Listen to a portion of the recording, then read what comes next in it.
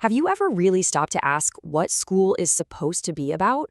Is it about fixing all our flaws, or is it about building up our strengths? Today, we are diving into a really powerful idea that kind of flips that whole script, and it's all based on the fascinating work of Dr. Kaisa Vuorinen. So, this whole journey, it didn't start in some fancy lab. It started with a teacher, Kaisa Vuorinen, who was working with special needs students in Finland. She looks back at all her training and realized something was missing. She was an expert at spotting problems, at figuring out what was wrong. But she felt totally lost when it came to answering a much deeper question about her students. What is right with you? And that one simple question, well, that's the heart of everything we're talking about today. I mean, what would actually happen if our entire education system just shifted its focus? Instead of this constant battle to fix our deficits, what if school was designed to find and grow and, celebrate the absolute best parts of who we are? To really get the science here, we have to go back to the beginning, back to the problem that kicked this whole thing off. This wasn't just some abstract idea, it was born right there in the day-to-day reality of a classroom. I mean, just think about it for a second. So much of school is about correction, right? Correcting wrong answers on a test, managing kids who are acting out, identifying learning disabilities. The whole system is often built on this deficit model. You find the problem and then you fix it. Vornian realized this leaves out a huge piece of the puzzle, a student's natural potential and their positive qualities. Okay, so if you're going to build an education system around what's right with students, you first need a way to talk about it. You need a language for it. And luckily, the field of positive psychology had the exact framework she was looking for.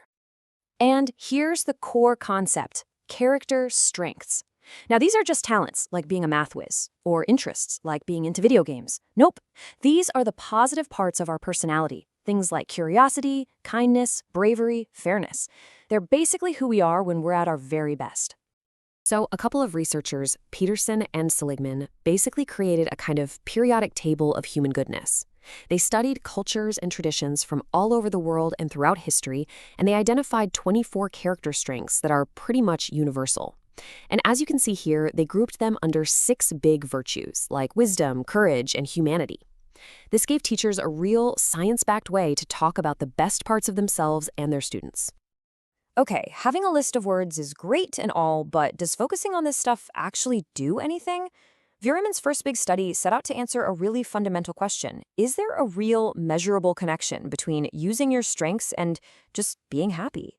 So step 1 was to get some data. The research team went out to almost 420 students in a bunch of different schools in Finland. They basically asked them 2 simple things. How much do you get to use your personal strengths at school? And, all things considered, how happy are you?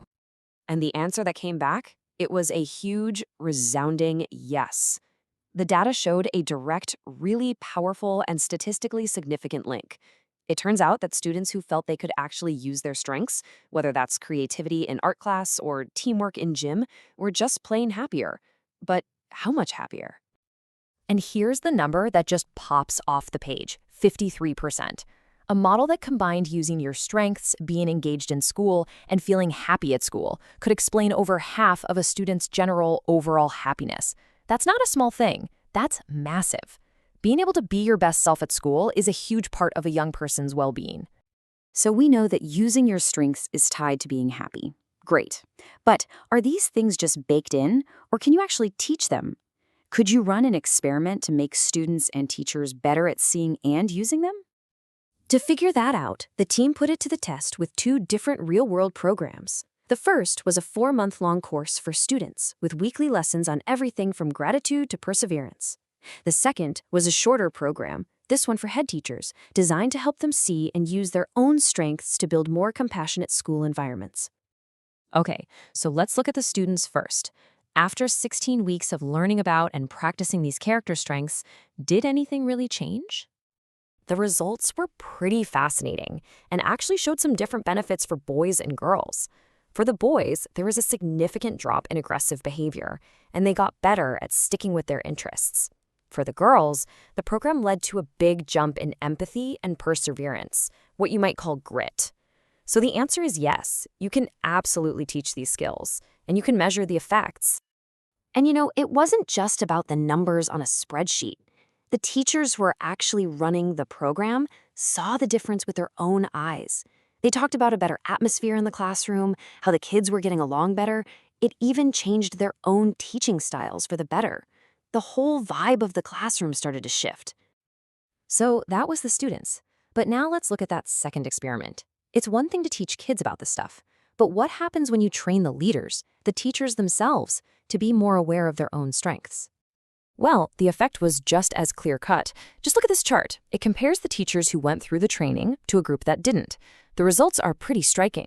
The trained group got way better at both identifying their own strengths and, this is the important part, actually using them in their daily work. They became much more aware of the good stuff they were bringing to the table every day. All right, so when you put all of this evidence together, the link to happiness, the successful programs for both students and teachers, it all points to a really powerful conclusion about what the future of education could look like. So let's boil it all down. Here are the key things to take away. First, using your strengths and being happy are absolutely connected. Second, these strengths aren't permanent fixtures. They're skills you can actually learn and get better at. Third, teaching them makes a real difference. It improves social skills and reduces negative behavior. And finally, when you give this knowledge to teachers, they build better, more supportive classrooms for everyone. At the end of the day, this research is really calling for a fundamental shift in how we think about school. It's about moving away from a culture of constant correction and moving toward a culture of cultivation.